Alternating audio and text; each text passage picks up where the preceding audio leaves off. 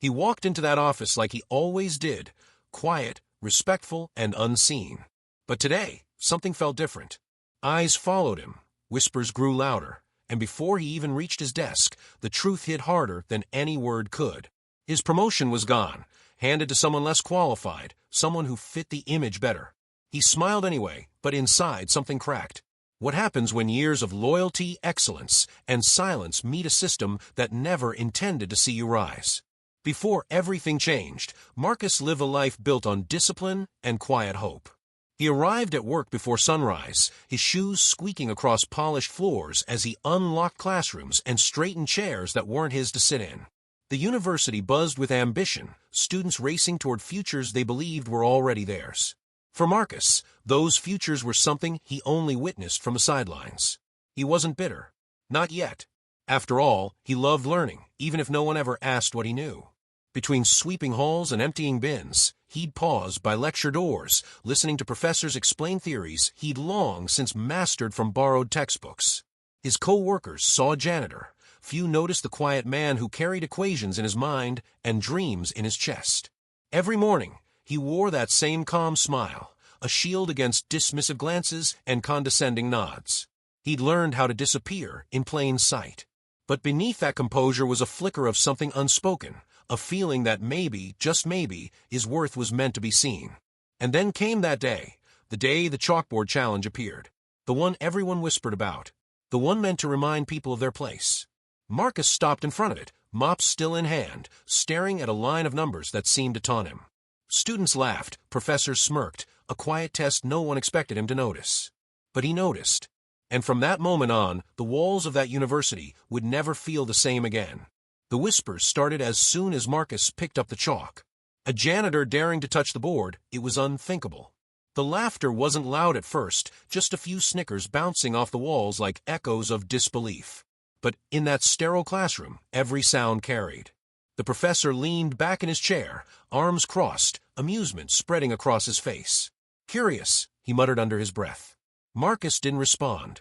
His hand trembled slightly as he traced the first line of the equation, the chalk squealing under pressure. The room fell quiet, almost uncomfortable in its stillness. Every eye was locked on the man they'd never really seen before, the one they'd passed 100 times without remembering his face. Each symbol he wrote down came not from arrogance, but memory, long nights spent reading discarded textbooks, hours spent solving problems that weren't his to solve. The equation wasn't impossible. It was familiar. It was proof that knowledge doesn't care about uniforms, titles, or paychecks. But the air grew heavier as he worked. The professor's smirk hardened. It wasn't just about an equation anymore, it was about power. About reminding everyone who belonged where. When Marcus stepped back, the board was full. The numbers aligned perfectly, like a quiet rebellion written in chalk. For a heartbeat, silence. Then laughter again. "Cute attempt," someone said. He probably copied it from somewhere. Marcus tried to speak, but the professor cut him off, waving a hand dismissively. "Clean it up before you clock out," he said, tone dripping with mockery. And just like that, the moment was gone, or so they thought. Because as Marcus began erasing his own work, a group of students lingered behind. They stared at the remnants of his solution, whispering. One of them, a quiet engineering major, snapped a photo before the chalk disappeared completely. Hours later, that same student brought the photo to another professor. Within minutes, confusion turned to shock. The solution wasn't just correct, it was elegant, precise in a way even seasoned mathematicians admired. By morning, the rumor had spread across campus. The janitor solved the unsolvable equation. Marcus arrived that day to find people staring, not through him, but at him. Yet admiration was tangled with disbelief. Some smiled awkwardly, others avoided his gaze. The professor, meanwhile, looked shaken. His laughter from the day before had turned into a forced grin, hiding something colder. "Lucky guess," he muttered when reporters came asking. Anyone could have stumbled upon it. But everyone knew, luck had nothing to do with it. Still, Marcus didn't celebrate. He felt the weight of every stare, every headline that refused to call him by name. Janitor solves mystery equation. Not Marcus. Just Janitor. The world suddenly noticed him, but not for who he was. And beneath the sudden attention, a quiet storm was forming, one that would expose far more than a single act of brilliance. Because in a place built on pride and perception, one man's truth had just cracked the foundation. And the people who built it weren't ready for it to fall. By the next morning, Marcus's name, or rather, his absence from it, was everywhere. University janitor solves decades-old math problem. The headline spread like wildfire. Cameras arrived. Students whispered. Professors scrambled to rewrite the story, claiming mentorships that never existed. Yet, amid the noise, Marcus was nowhere to be seen. He hadn't been called in for praise. He'd been called into the dean's office. He stood in front of a long mahogany table, the air thick with condescension. The same professor who once laughed now sat stone-faced beside administrators in crisp suits. They didn't look impressed, they looked threatened. The dean's words sliced the silence. We appreciate your enthusiasm, Marcus, but there's a matter of integrity to consider. The work you presented, are you sure it's yours? Marcus's heart pounded. Yes, sir. I worked it out myself. They exchanged glances, smirking as if he'd told a joke. One of them slid a form across the table. Sign this, and we can quietly move on. You'll keep your job, and this whole misunderstanding will disappear. He looked down. The paper stripped his name from the discovery, credited it to the department. The same people who had laughed at him now wanted to erase him. Outside, students gathered, holding printouts of the photo that proved his work. They chanted his name. Inside, Marcus trembled, not from fear, but from years of swallowed pride finally rising in his throat. He pushed the paper back across the table.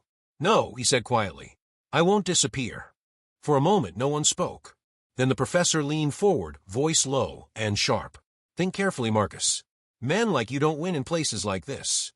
Marcus met his eyes, calm and steady.